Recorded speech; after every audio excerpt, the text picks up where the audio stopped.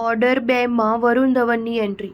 Video share કરીને જાહેરાત કરી. આ ફિલ્મ 2026માં રિલીઝ થશે. પહેલો ભાગ 1997માં આવ્યો હતો. વરુણ ધવને બોર્ડર 2માં તેની એન્ટ્રીની જાહેરાત કરી છે, જે 1997ની સુપરહિટ ફિલ્મ બોર્ડરની સિક્વલ છે. આયુષ્માન ખુરાનાને ફિલ્મમાંથી બહાર થયા બાદ હવે વરુણ આ મોટી ફિલ્મનો હિસ્સો બની ગયો છે. ખુદ અભિનેતાએ ઇન્સ્ટાગ્રામ પર આ સમાચારની પુષ્ટિ કરી છે. તેણે ફિલ્મનું ટીઝર શેર કર્યું અને કેપ્શનમાં લખ્યું, જ્યારે હું ચોથા ધોરણમાં હતો ત્યારે મેં ચંદન સિનેમામાં બોર્ડરને જોઈ હતી. આ ફિલ્મની મારા પર ઊંડી અસર પડી. આજે પણ મને ગર્વની લાગણી યાદ છે, જે આપણે બધા થિયેટરમાં અનુભવતા હતા. તે દિવસથી મેં આપણા સૈનિકોનું સન્માન કરવાનું શરૂ કર્યું અને આપણી સેનાએ હંમેશા આપણને બચાવ્યા છે. સીમા સુરક્ષા હોય કે કોઈ પણ કુદરતી આફત, સેના હંમેશા આપણા માટે તૈયાર છે. વરુણે આગળ લખ્યું, જેપી દત્તા સરની બોર્ડર હજી પણ મારી ફેવરેટ ફિલ્મોમાંની એક છે. જેપી સર અને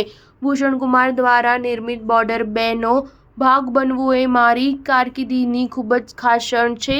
સની સાથે કામ કરવું મારા માટે વધુ ખાસ છે. એક બહાદુર સૈનિકની વાર્તાને મોટા પડદા પર લાવવા માટે હું તમારા આશીર્વાદની રાહ જોઈ રહ્યો છું. ભારતની સૌથી મોટી આ યુદ્ધ ફિલ્મ બનવા જઈ રહી છે. જય હિન્દ. નોંધનીય છે કે સની દેઓલે આ વર્ષે જૂનમાં બોર્ડર 2ની જાહેરાત કરી હતી. તેમણે કહ્યું કે એક સૈનિક ફરીથી પોતાનું 27 વર્ષ જૂનું વચન પૂરું કરવા આવી રહ્યો છે. ભારતની સૌથી મોટી યુદ્ધ ફિલ્મ બોર્ડર 2. બોર્ડર 2નું નિર્માણ ભૂષણ કુમાર, કૃષ્ણ કુમાર, જેપી દત્તા અને નિધિ દત્તા કરી રહ્યા છે. તે અનુરાગ સિંહ દ્વારા નિર્દેશિત કરવામાં આવશે, જેમણે અગાઉ અક્ષય કુમારની ફિલ્મ કેસરીનું નિર્દેશન કર્યું હતું. સ્ટાર ન્યૂઝ 7 હંમેશા સચ્ચાઈની સાથે.